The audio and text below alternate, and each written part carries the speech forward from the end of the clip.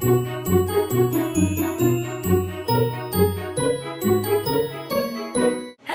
welcome back to Kate's Corner. This is Hollywood Part 2. My name is Kate. That is a corner. That means you are in Kate's Corner. Yes. If you've just recently joined me from Part 1, hi again. Hello.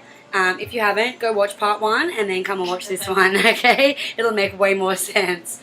So, where I left off, day 6 was when we went to the Ink and Iron Festival, which is like a really big tattoo convention, pin-up, rockabilly kind of thing with bands. Iggy Pop was playing the day that we were there. It's quite a big event and it's held in Long Beach on the Queen Mary. We decided instead of spending money on a taxi or a hire car that we would just get the train down there. So we caught the metro train from Hollywood Boulevard all the way down to Long Beach, which is like an hour and a half.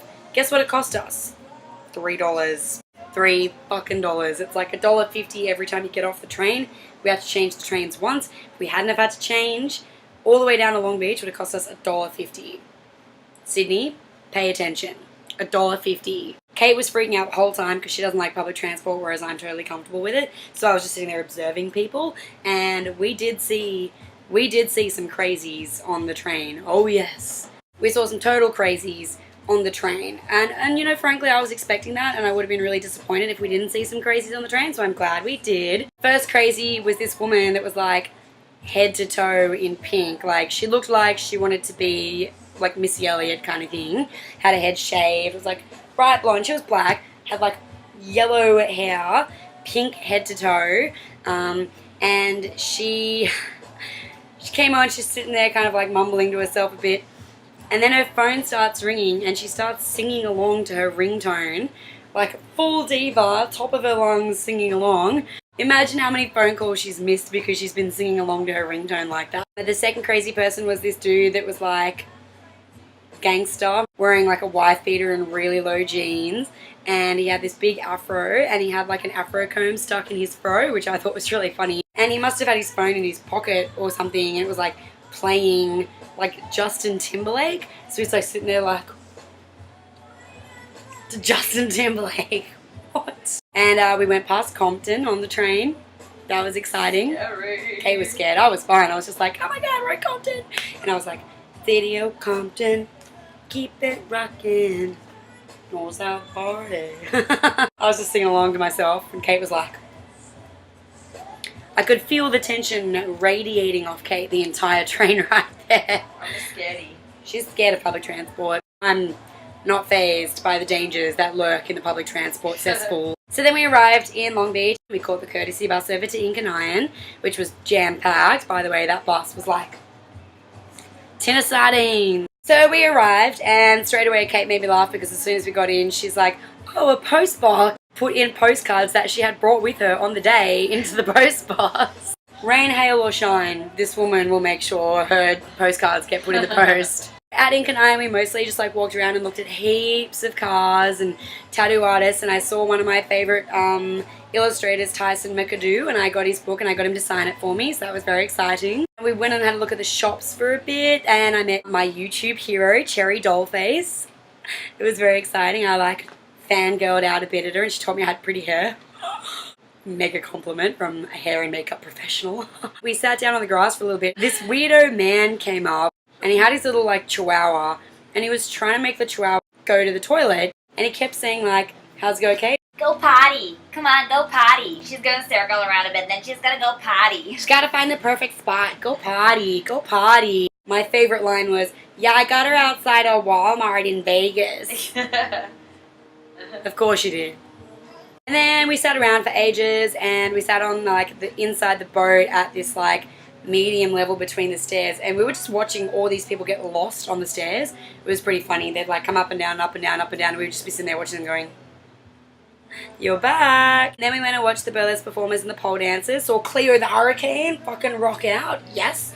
Australia represented hardcore at the pole dancing. There was like one chick from Japan, and then everyone else was from Australia. Then we decided to leave there, and we went to Alex's bar in Long Beach, which is otherwise known as Fangtasia.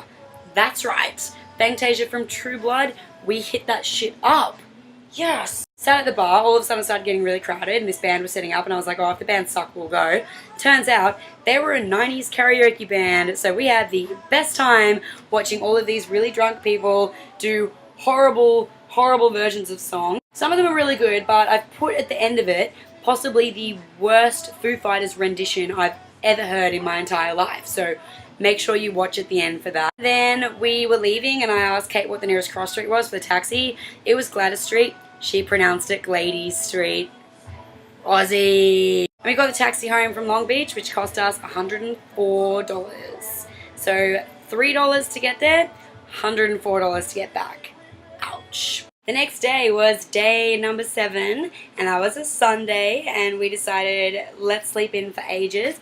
And then we went to Mel's Diner for breakfast. We did go to Mel's Diner quite a bit, but it's because it's nearby and it's really cheap and we were running out of money. So we had breakfast there, and then we decided it was finally a sunny day, so we went to the pool at the hotel.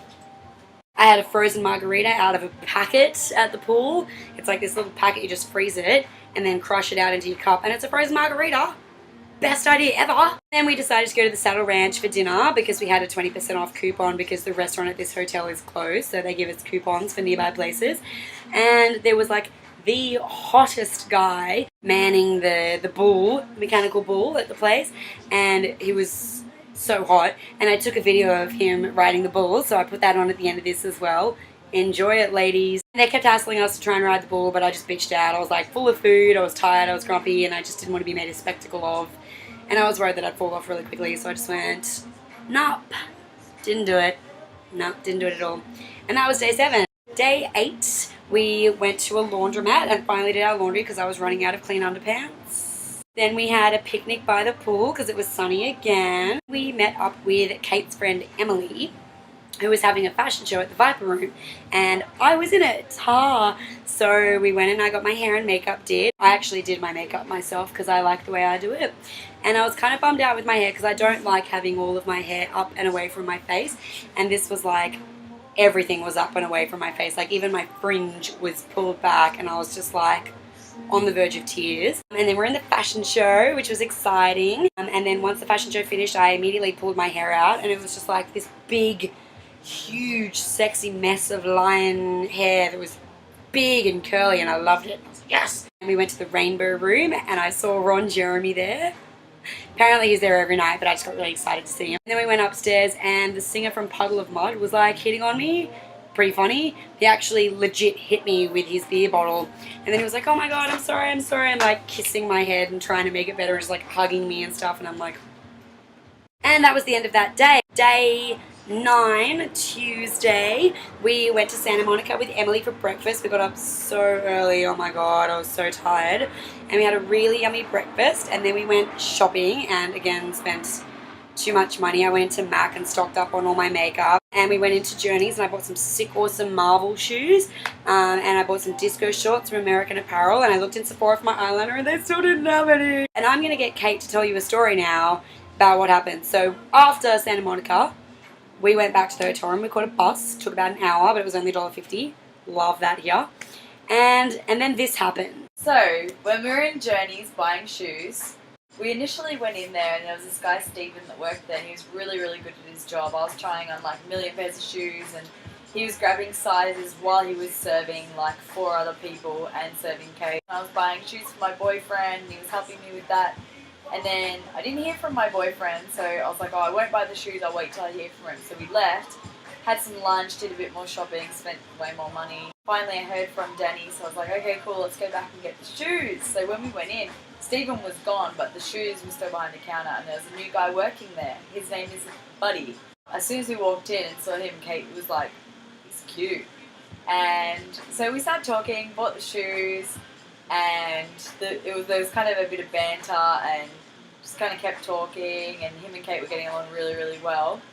And the shoes were long bought and we were still chatting, and then we ended up leaving. We left because we had to catch our bus all the way back, and our bus was coming, so we had to kind of rush to our bus. And then I was like, oh, kind of sucks that you didn't get his number because you guys got along really well. She was kind of like, yeah, I know. I was like, I'm going to call the shop and get his number for you. Like, okay. I don't think she thought I was really going to do it, but I was like, nah, I'm all about this.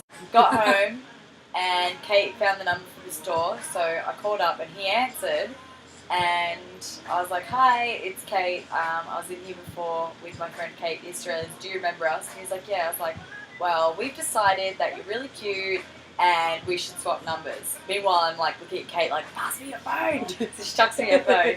I'm like, "Alright, what's your number?" Put it in Kate's phone, sent him a text, and he was so calm about the whole thing. Like I said, Cool as ice. yeah.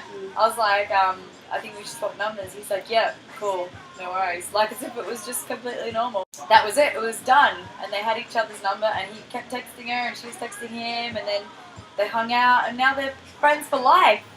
So go me! Totally not Woo! friends for Wing woman, ultimate. ultimate wing woman. Sorry, Yeah, Sarah, you've man. been overtaken. I'm here to assist. So then we got back to our hotel room after Kate had called up the store to get this guy's number for me. We found a little frog in our room, a little plastic frog. We've been playing hidey games with it ever since, and now I was the last person to hide it. Kate, where's the frog? It's in my freaking suitcase, man. I guessed it before she even told me. She doesn't know that. I do know that. I know that. She doesn't know.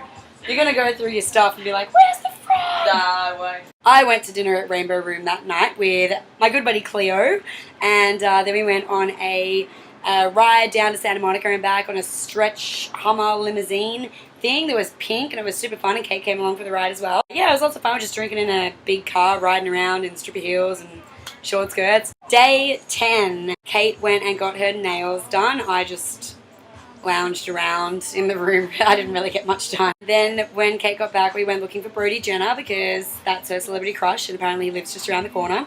We found his street, didn't find him. Then we went for lunch at Saddle Ranch again because it was happy hour. And what did we get? I got nachos that were like this big and a beer, and Kate got like artichoke dip. We got like appetizers that were massive, and they were $5 each. So our bill in total came to like $16. It was the best. I still didn't ride the bull, but we did get complimentary fairy floss, and their fairy floss is like a tower of sugar. It's like 3 feet tall, and we barely made a dent. Like I was eating it, and Kate was pulling pieces apart. She doesn't like fairy floss. She was making like moustaches, necklace, rings, headbands, ties. She was making everything out of the fairy floss, and we still didn't make a dent in it. There was so much. Thank God it was complimentary. We didn't actually have to pay for it. After that, hung out with Buddy from Journeys. We had a night out with one of Emily's friends. We went to the Hard Rock at first for drinks, then we went to Beach's Madhouse, which is sort of like a club slash freak show. And it was basically a whole bunch of midgets that just impersonate celebrities. There was like a little Kanye West, a little Kim Kardashian, a little Lady Gaga, and the world's tiniest stripper and the world's most giant stripper. So that was interesting. The next day, we went to Pasadena with my friend Ali, and we went and had lunch at the Haven Gastro Pub, which was quite yummy. There's a lot of things that get filmed in Pasadena that I was quite excited about, so I made Ali drive me around and show me stuff. So we went past the Cheesecake Factory where Penny from The Big Bang Theory works, and we also went past the University of Pasadena where all the guys from The Big Bang Theory work in the physics department. Very exciting. We went and saw The Father of the Bride house. I got a photo out the front, like lovely girly movie that I enjoy. And also Leo's house from Inception was filmed there, like the one at the end where he goes home and he sees his kids and it's like, is it a dream, isn't it a dream? And that house is actually in Pasadena as well, and we went by it, but turns out it's like a really huge long driveway and the house is all the way at the back, so I saw the driveway. Yep. And then we went to a place called Gambler's House, which is a like historic building place, and that is actually Doc Brown's house from Back to the Future. I nerded out hardcore when I saw that. It was awesome. And then Ali drove us back into Hollywood, and for dinner we went to Rainbow Room, but we were both feeling really sick. I think the food from here was finally catching up to us, but we both felt like shit, so we kind of just stopped eating. And then Kate's friend Christy showed up with her friend Gabby, and we had a good old girly chat and had lots of fun. And then we left, went back to the hotel and just kind of passed out. I gave my food to the homeless guy out front.